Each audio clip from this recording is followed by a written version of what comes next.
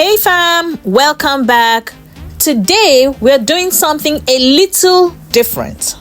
A full deep dive into one of BBNaija Season 10's most surprising risers, Sultana. Love her or hate her, she's now one of the most talked about names in the house. From unexpected wins to finalist status, she has shaken up the entire game. But the question is, who is Sultana? Where did she come from? And what is her real strategy? Stick with me, we'll unpack her past, her personality, her playbook, the controversies, and the brand she's quietly building right now. And if you're new here, hit that subscribe button right now. You don't want to miss any of these deep dives. So let's start with the basics. Sultana's full name is Farida Sultana Altun Ibrahim. She's in her mid-20s, 25 to be precise, and hails from Adamawa State in northern Nigeria. Professionally, she's a plus-size model and a certified beautician, already carving a personal brand around body confidence, beauty, and style. And that is important because right from the start, she entered the BBN house not just as another contestant, but as someone already curating her identity. Now, here is where it gets interesting. Sultana's personal life has a few surprising chapters. She has publicly shared that she was married off as a teenager and that she has 2 daughters. Yes, a mother in the BBN house. That revelation added an emotional depth to her story. It made fans to see her differently, not just a party figure, but a woman who's already lived through some heavy experiences. And then her faith journey. She grew up exposed to both Christianity and Islam.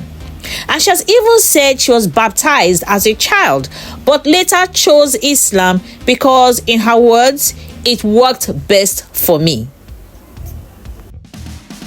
And that duality, mother, survivor, and faith journey, gave her a layered, unpredictable identity inside the house. So what was she exactly like inside BBNaija house? Sultana has been playful, confident, and unapologetic about who she is.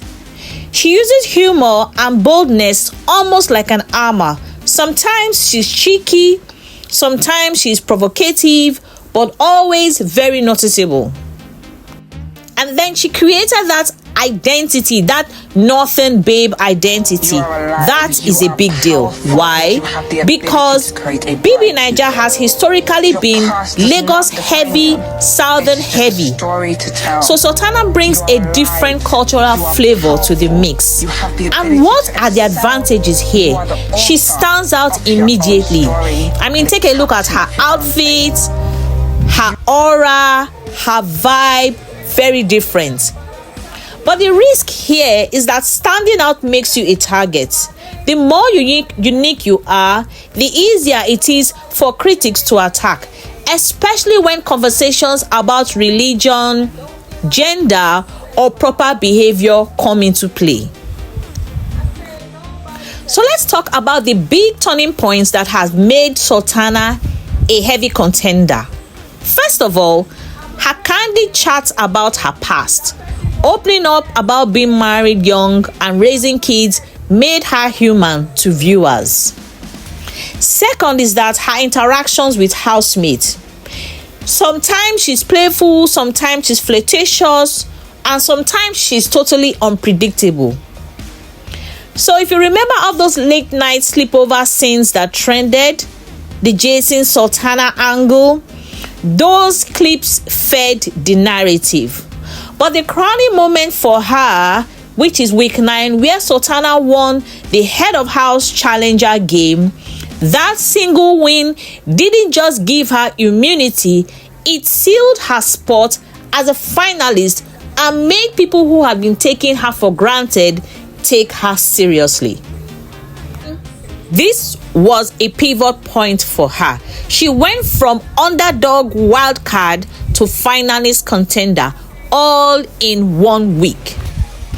So let's talk about this. What exactly is her strategy?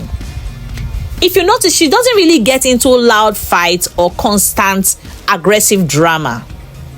So this is Sultana's playbook. She stays memorable visually in the sense of her outfits and of course her tattoos, very, very prominent. Her posture, she pops on camera. You can't take that from her. She then uses her story to build sympathy, sharing personal history at moments that matter, very strategic. Then she stays unpredictable. She flirts, she jokes, she stirs drama when it makes content. And win when it counts. Her Head of House win proves that she can flip the switch from playful to competitive. That is a killer combo in reality TV, which means content generation plus clutch gameplay. Now let's talk about her brand. Sultana is building a 3-part brand right before our eyes. 1 is of resilience, a woman with a backstory of marriage, motherhood, and survival. 2 is body confidence. As a plus-size model, she's using visibility to make a point. 3 is a northern representation, proudly carrying a regional identity that often doesn't get the spotlight.